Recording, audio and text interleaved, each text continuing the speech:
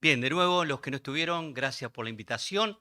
Un gozo estar juntos y en esta fecha tan especial, ¿no? La Pascua. Recién hablamos que la Pascua es pasar por alto. Pero me van a hacer acomplejar. Vengo yo y se van todos. Digo. Miren que estoy limpito. Se van todos. Eh, bien. No sé si alguien viene por primera vez, pero eh, es interesante en esta fecha hacer memoria de nuestro amado Salvador Jesucristo. Coca-Cola no hay, ¿no? No. Gracias. Es interesante el Evangelio de Juan. Mateo fue escrito para un público, un auditorio judío. Marcos para los griegos. Lucas, un público bastante gentil y puede también haber sido mezclado romanos, griegos. Pero el Evangelio de Juan es un evangelio universal, para todo el mundo. No hay en la estructura de este evangelio muchas palabras que sean propias de la cultura, a diferencia de los demás evangelios que repite sinagoga, vasija y todos los elementos culturales. Pero aquí hay un relato, una descripción muy elocuente para nosotros. ¿Por qué es elocuente? Primero, porque sucedió. Segundo, porque es verdad. Tercero, porque ha afectado la vida de nosotros. Y vamos a ver, son las 8:10, tenemos hasta las 12:30 más o menos, 0:30. Vamos a ver no más de 35 o 40 minutos, 5 protagonistas alrededor de la cruz. 5 protagonistas alrededor de la cruz. La cruz, históricamente, depende de las culturas, tenía forma de X, tenía forma de T, o como entendemos que es la cruz que está en el relato bíblico. Cuando uno dice hoy la palabra cruz, tiene que venir a nuestra mente lo que viene a nuestra mente cuando decimos la silla eléctrica. ¿Mm? Gracias. O cuando decimos la inyección letal. Era la pena capital. El imperio romano que sojuzgaba a Israel, cuando alguien entraba a la Jerusalén, al camino principal había crucificados. Y luego, en las afueras de Jerusalén, en el monte Gólgota, bien expuesto, comunicando a la ciudadanía toda, a las visitas que venían de distintos países, te levantas contra el imperio, esto te va a pasar. El imperio romano gobierna, el imperio romano es poderoso. Esa era la cultura y la realidad de aquellos días. Pero vamos a leer Juan capítulo 19, Juan capítulo 19, el relato de la crucifixión. Dice Juan 19, verso 17. ¿Me ayudan por favor con la lectura? Un versículo cada uno. Juan 19, desde el verso 17, Juan capítulo 19, desde el verso 17 al verso 30 inclusive. Y él, cargando su cruz, salió al lugar llamado de la calavera, y en hebreo, Gólgota. Y allí le crucificaron y con él a otros dos, uno a cada lado, y Jesús en medio. Escribió también Pilato un título que puso sobre la cruz, el cual decía: Jesús Nazareno, Rey de los judíos. Muchos de los judíos leyeron este título, porque el lugar donde Jesús fue crucificado estaba cerca de la ciudad, y el título está escrito en hebreo, en griego y en latín. Dijeron a Pilato, los principales sacerdotes de los judíos: no escribas, rey de los judíos, sino que él dijo: soy rey de los judíos. Respondió Pilato, lo que he escrito, he escrito. Cuando los soldados tuvieron crucificado a Jesús, tomaron sus vestidos e hicieron 4 partes, una para cada soldado. Tomaron también su túnica, la cual era sin costura, de un solo tejido de arriba a abajo. Entonces dijeron entre sí, no la perdamos, sino echemos suerte sobre ella a ver de quién será. Esto fue para que se cumpliese la escritura que dice, repartieron entre sí mis vestidos y sobre mi ropa echaron suerte. Y así lo hicieron los soldados. Estaban junto a la cruz de Jesús, su madre, y la hermana de su madre, María, mujer de Cleofas, y María Magdalena. Cuando vio Jesús a su madre y al discípulo a quien él amaba, que estaba presente, dijo a su madre, mujer, he aquí tu hijo. Después dijo, he aquí tu madre. Desde aquella hora, el discípulo la recibió. Después de esto, sabiendo Jesús que ya todo estaba consumado, dijo, para que la escritura se cumpliese, tengo sed. Estaba allí una vasija llena de vinagre. Entonces ellos empaparon en vinagre una esponja y poniéndola en un hisopo, se la acercaron a la boca. Cuando Jesús hubo tomado el vinagre, dijo, consumado es. Y habiendo inclinado la cabeza, entregó el espíritu. Amén. 5 protagonistas alrededor de la cruz. La cruz está compuesta por 2 maderos. El madero vertical y el madero transversal. El madero vertical erecto se llama stauros. El que atraviesa se llama patibulum. El reo cargaba el patibulum sobre su espalda, caminaba por una callecita angosta, le llamaban ese trayecto Vía Dolorosa, y allí iba a una muerte cruenta, agónica e ignominiosa, porque se la veía públicamente.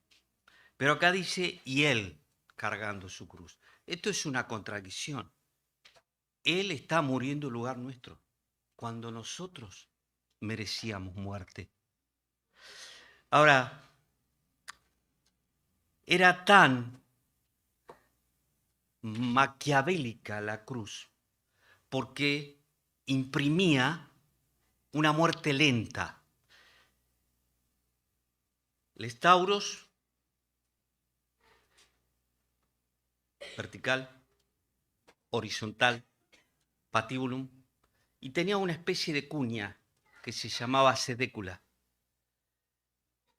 Quien era crucificado encontraba en la sedécula un lugar para apoyarse, ya que el estar en esta posición oprimía la caja torácica, iba perdiendo sangre, en la medida que se pierde sangre, menos oxígeno al cuerpo.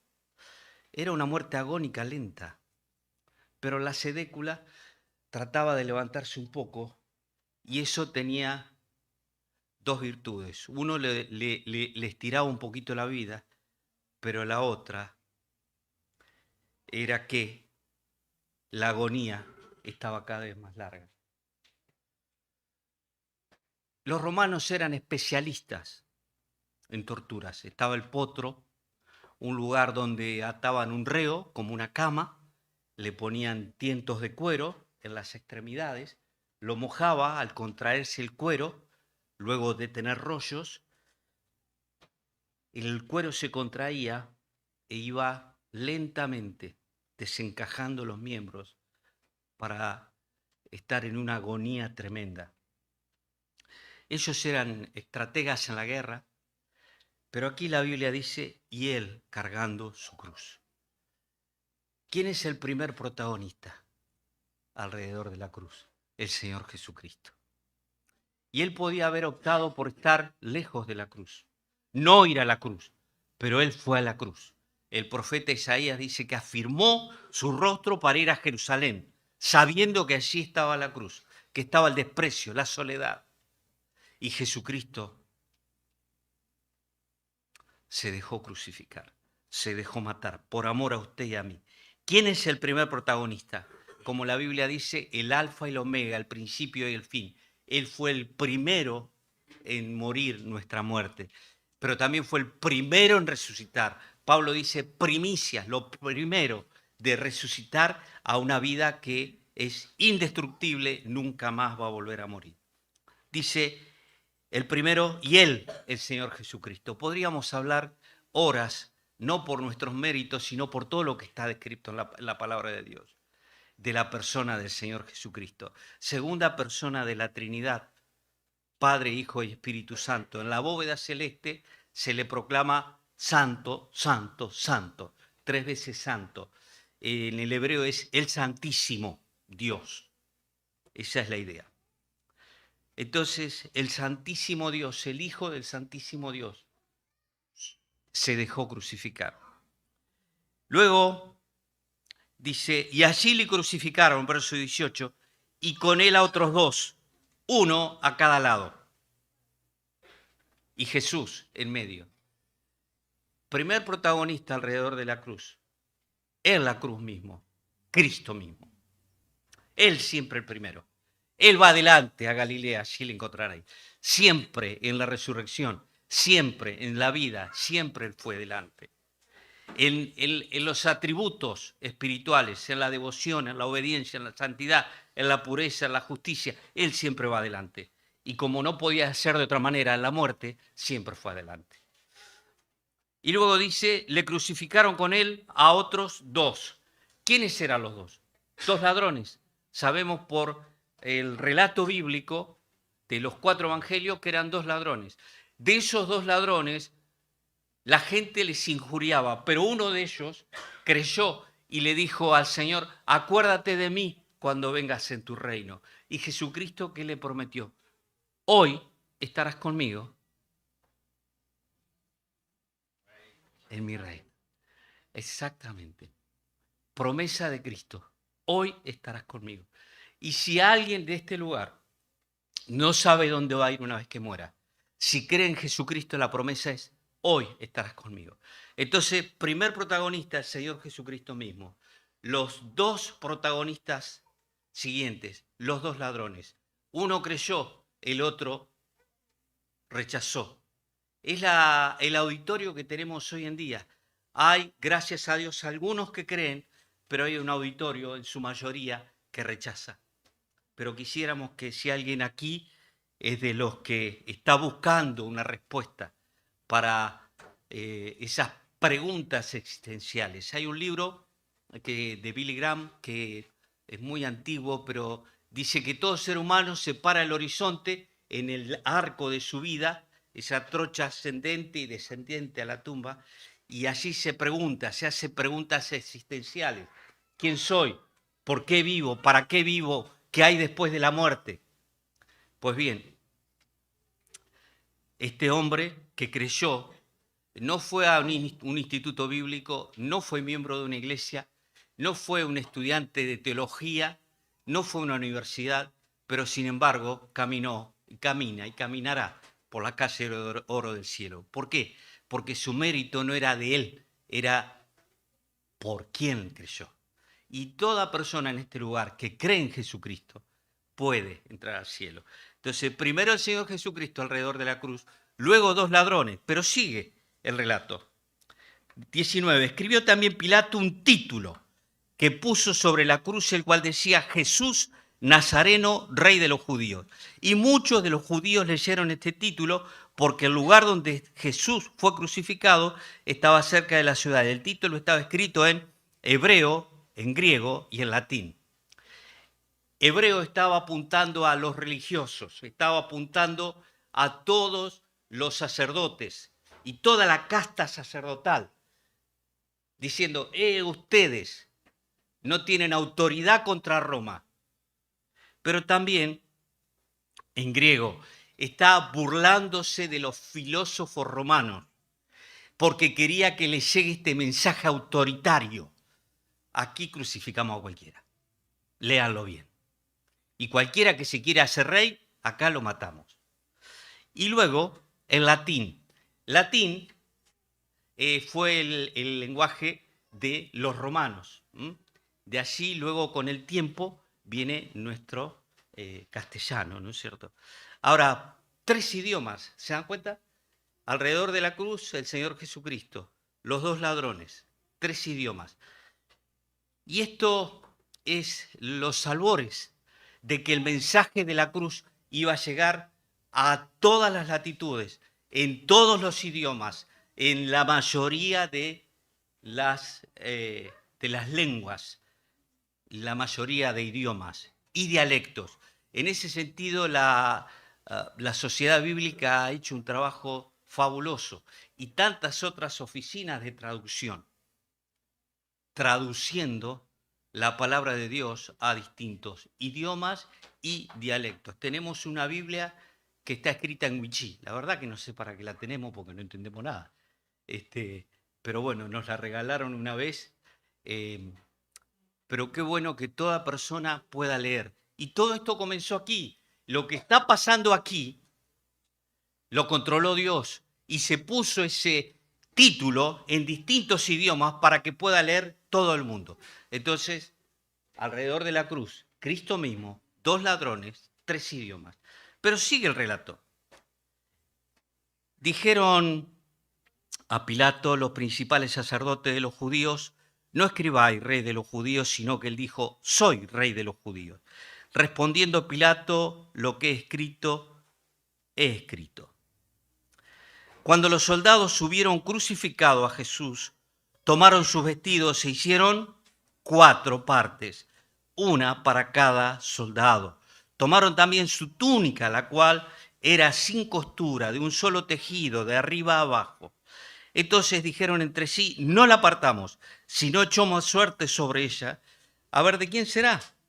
Esto fue para que se cumpliese la escritura que dice: repartieron entre sí mis vestidos y sobre mi ropa echaron suertes. Y así lo hicieron. 4 soldados, 4 partes. ¿Sabe? Si había alguien insensible, si había alguien que había percibido el olor a muerte, el ruido a huesos rotos, el gemido, y más que un gemido, el bramido prácticamente como animales que le quebraban las piernas, que le atravesaban con clavos las muñecas, que los atravesaban con lanzas. Esos sanguinarios eran los soldados. Gente insensible, gente que se codeaba con la muerte. Hay una película, la verdad que me encantó, se llama Risen, Levantado. Es la historia del centurión. Les recomiendo que la miren, bastante vieja ya, pero por si no la vieron. Es hermoso ver en la película lo bien logrado que está la lógica y la fe, pero no se la voy a quemar, decíamos antes. No me la quemé, ahora se dice spoilear, ¿no? Pero les animo a que la vean, Risen, R-I-S-N. Y allí este hombre, obedeciendo las órdenes del tribuno, tiene que buscar un cuerpo. Está muy bien logrado, les digo. Y en una parte se ven cadáveres y es tremenda esa película, muy recomendable. Pero ahí hay 4 soldados. Estos 4 soldados son gente común haciendo su trabajo. El mensaje es para toda persona, independiente del oficio, tarea que tenga o el grado de pecado que haya llegado a practicar. Los soldados violaban mujeres, saqueaban casas, mataban personas, robaban, aceptaban coima. No estoy diciendo todos, porque había gente piadosa también. Pero qué interesante, Cornelio tenía un soldado piadoso. Qué interesante que el mensaje es para la persona que ha cometido el pecado más grave, para él es el mensaje. Entonces, 4 soldados, 4 partes de la túnica. Y luego sigue el relato, ¿no? Verso 20. Estaban junto a la cruz de Jesús. Ayúdame a contar quién estaba junto a la cruz de Jesús. María, 1. Y la hermana de su madre, 2. María, mujer de Cleofas, 3. Y María Magdalena, 4. Falta 1. Cuando vio Jesús a su madre y al discípulo a quien estaba presente, dijo a su madre: mujer, he ahí tu hijo. Después dijo al discípulo: he ahí tu madre. Y desde aquella hora el discípulo la recibió en su casa. 5. Y aquí se forma la familia de Dios. El Señor Jesucristo le dijo: mujer, he ahí tu hijo. Y ahí tu madre. Cuando uno lee Efesios capítulo 3, verso 14-16, dice, de quien toma nombre toda la familia que está debajo del cielo. Toda familia que está debajo del cielo. Qué hermoso es pensar, creer, entender que la iglesia es una familia. La iglesia es una familia. A propósito, ¿se puso a pensar que en este mundo Dios ha creado 2 instituciones? Una institución es el matrimonio. La otra institución es la iglesia. ¿Se puso a pensar que en la iglesia tenemos una mesa? ¿Sí? Hace un rato lo practicamos. Para adorar a Cristo. Las familias también tienen una mesa. ¿Para qué? Para adorar a Cristo también. Y para abrir sus puertas. ¿Sabe? La familia es un medio evangelístico tremendo.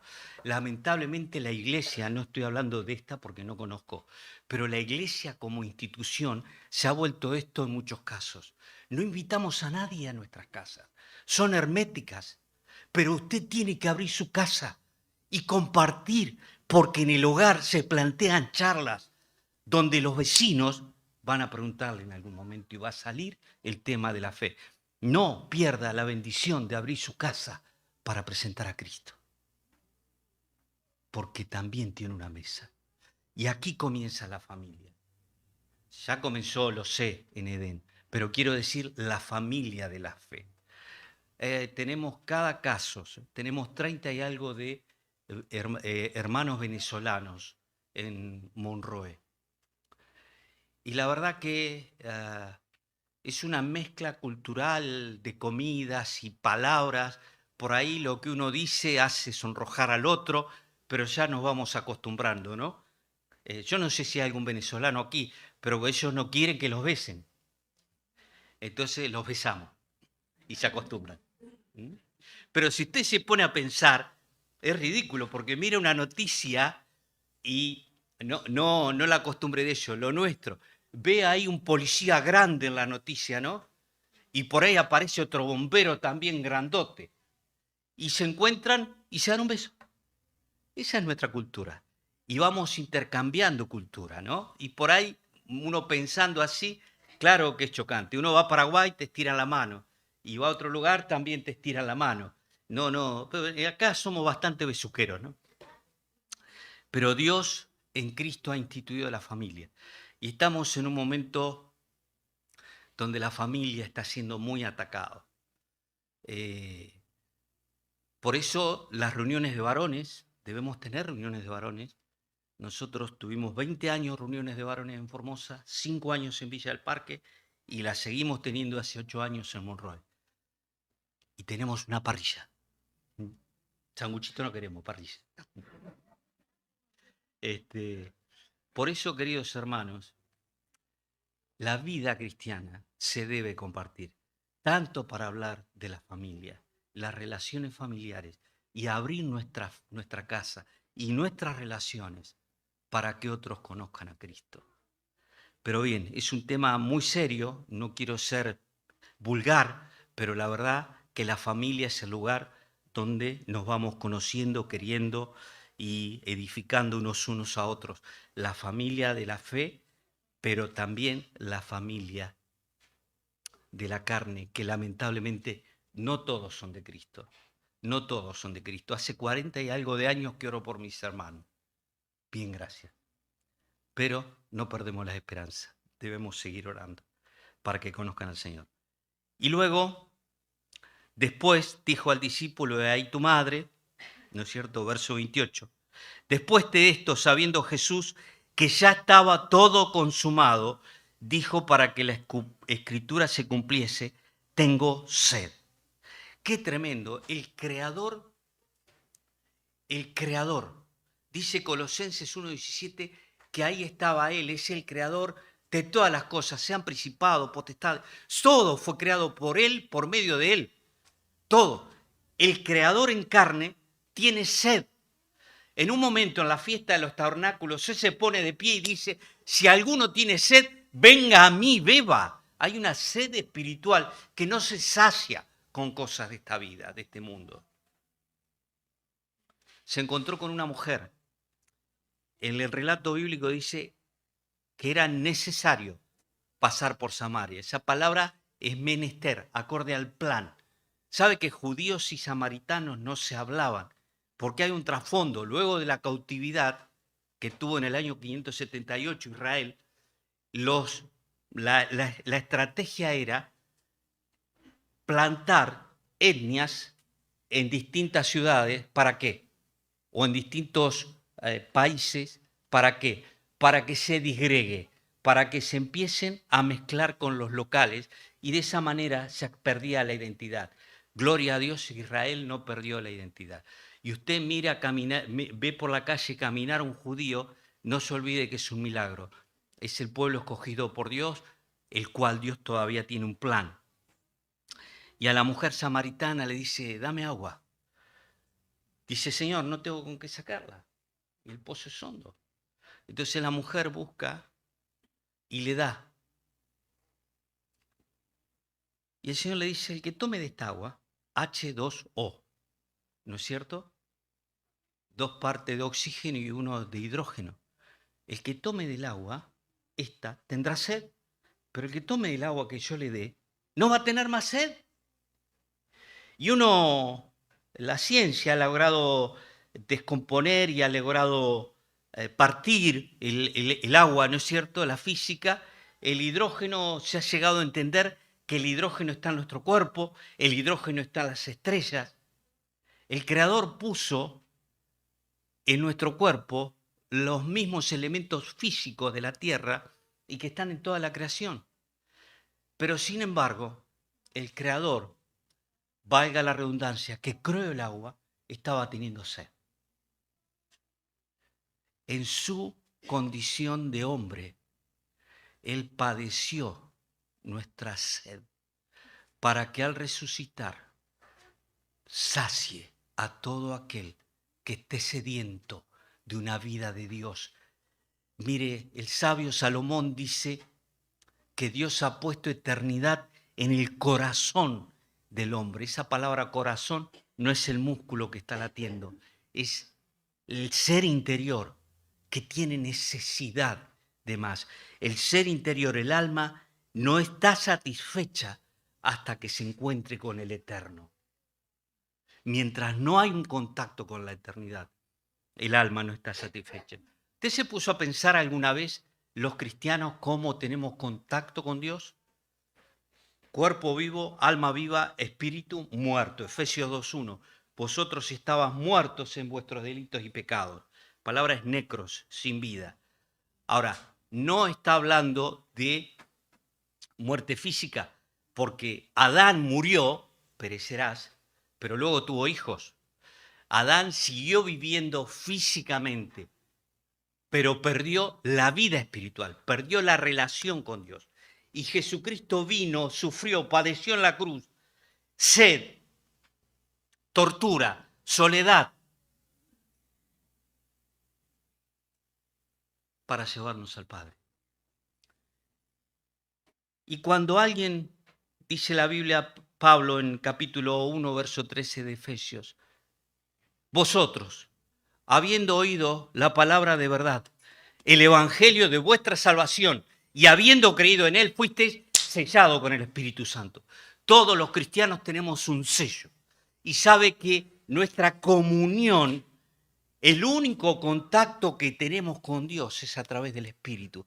El pueblo de Israel veía aquel cortinado, veía el tabernáculo, aquella choza, y era muy lejano el contacto con Dios. Hoy los creyentes en Cristo, Colosenses 2:9 dice que en Cristo habita corporalmente toda la plenitud de la deidad. Y vosotros estáis completos en Él. Tenemos a Cristo, estamos completos. Pero no sé si todos aquí esta noche tienen a Cristo. Y el Señor Jesucristo dice: tengo sed. ¿Hay alguien con sed esta noche? La promesa de Cristo: el que bebiere el agua que yo le daré, no tendrá sed jamás. Cuando seguimos el relato, estaba allí una vasija de vinagre, entonces ellos se empaparon una esponja y poniéndola en un hisopo, se la acercaron a la boca. Antes había rechazado el vinagre porque el vinagre tenía poderes anestésicos en ese momento. Funcionaba con otro brebaje como una especie de anestésico. Jesucristo no quiso menguar los dolores. Pero aquí ya estaba todo consumado. Dice la Biblia que Jesús, hubo tomado el vinagre, dijo: consumado es. Y habiendo inclinado la cabeza, entregó el Espíritu. ¿Sabe? El sabio Salomón, ya de adulto, de mayor, escribe el libro de Eclesiastés. Y él dice, capítulo 8, verso 8, describiendo a la muerte como una guerra, como una batalla. Dice: no hay batalla, no hay armas contra tal guerra.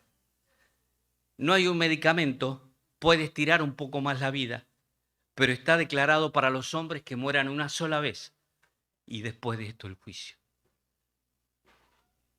Y Jesucristo dijo: consumado es. La palabra consumado es quiere decir: la deuda ha sido pagada, la cuenta ha sido saldada. Cristo pagó el precio por sus pecados y los míos. Pero gracias a Dios no queda ahí la historia. Sigue diciendo el relato bíblico más adelante que llegado la mañana, domingo, María Magdalena fue al huerto y vio que habían corrido la piedra. Y: mujer, ¿por qué lloras?, le dijo un ángel. Estoy buscando a mi Señor. No está aquí, ha resucitado. Entonces ella se da vuelta y ve un hombre y pensaba que era el hortelano. Y le dice: dime dónde lo han puesto y yo lo llevaré. Es tremenda esta mujer. Se levanta temprano. Está dispuesta a hacer un esfuerzo físico. Un peso muerto pesa el doble y algo más. Y ella estaba dispuesta. Venció los terrores nocturnos, los cuentos de fantasmas, porque había cuentos de fantasmas en aquella época. ¿Se acuerda cuando la tormenta? ¿Qué dijeron? Un fantasma. Entonces María solita, no le importó nada. Fue de mañana siendo un oscuro, porque le atrajo la vida del Maestro. Y hermanos queridos, Cristo ha resucitado. Y qué hermoso pensar que de los labios de Cristo resurrecto sale la expresión: María. María. Y ella se da vuelta y le dice: Raboni, que quiere decir maestro. Y él le dice: no me toques. La palabra griega ahí es: no me detengas, porque él estaba para presentarse ante el Padre. Usted se imagina el Padre viendo al Hijo morir, viendo sangrar, viendo clamar: Elí, Elí, lama sabactaní, Padre mío, ¿por qué me has desamparado? Y ahora el Hijo vuelve a la vida, va a la casa del Padre. Como dijo alguien, tronaron las puertas celestiales cuando entró el Hijo y se abrazó nuevamente con el Padre. El Hijo volviendo a casa, portando la victoria, vivo, Se levantó suelto los dolores de la muerte para nunca más morir. Y todos aquellos que han creído en Cristo, la Biblia dice, sos salvo, eres salvo. Y la iglesia está esperando ese gran evento que en cualquier momento sucede. 1 Corintios capítulo 15, 1 Tesalonicenses 4, 13, 18. Le decimos esto en palabra del Señor, que nosotros no precederemos a los que durmieron, porque el Señor mismo, con voz de mando, con sonido de trompeta, regresará del cielo y los muertos en Cristo resucitarán primero. Luego nosotros que vivimos seremos arrebatados, recibiremos al Señor en el aire. No hay que mezclar segunda venida con arrebatamiento. Primera venida fue física. Segunda venida posará los pies sobre el monte de Meguido. Pero entre medio hay algo íntimo. Su lugar geográfico, Israel. Lugar geográfico del encuentro con los santos en los aires. Hermanos, ¿estamos preparados? ¿Estás preparado para cuando Cristo venga? ¿Estás viviendo como Dios quiere? ¿Es Cristo tu prioridad diaria? Es Pascua. Qué hermoso que podamos hacer un nuevo compromiso. Dios, tú conoces mi vida en lo íntimo. Tú sabes que no estás en primer lugar. Qué hermosa oración como regalo de Pascua al Padre, ¿no? Dios, quiero reacomodar mis prioridades. A veces nos preguntan, ¿cómo llevaban a los hijos a la reunión? No había otra opción. Le preguntábamos, ¿qué otra cosa mejor es que ir a la reunión? Dame algo mejor que ir a la reunión y voy. Y así tuvieron el hábito. Que podamos realmente darle prioridad a lo que es prioridad, sin descuidar nuestras responsabilidades. Porque Dios es una realidad. Cristo vuelve. Estaba haciendo un trámite en el registro y le comparto un folleto a una persona. Después de charlar un rato, ¿no? Teníamos 45 minutos de espera. Me dice, no, gracias, soy ateo. Ah, qué bien, le digo. ¿Por qué sos ateo? ¿Se puede saber? No, porque el esto, porque la fuerza, porque el universo, porque el cosmos, porque la reacción atómica. Ah, le digo. Vos sabés que la respiración nuestra tiene un sonido. Y ha sido estudiada. Cada sonido es homónimo, el sonido del consonante de las letras del alfabeto hebreo que nombran el anagrama Yahvé. O sea que cada persona que respira y emite el sonido de la respiración está confesando, diciendo el nombre de su creador. Así que si no crees más en Dios, deja de respirar. Porque mientras respires, estás nombrando a Dios. Tu problema no es el mío. Así que, hermanos queridos, estamos respirando e intencionalmente confesamos a Dios y confesamos a Jesucristo. Yo no conozco a todos aquí, pero si alguien quiere charlar más acerca de Cristo, acerca de la vida eterna y gozarnos porque Cristo padeció por nosotros, fue entregado para nuestra justificación, resucitado y hoy está en el cielo. ¿Qué está haciendo Cristo hoy?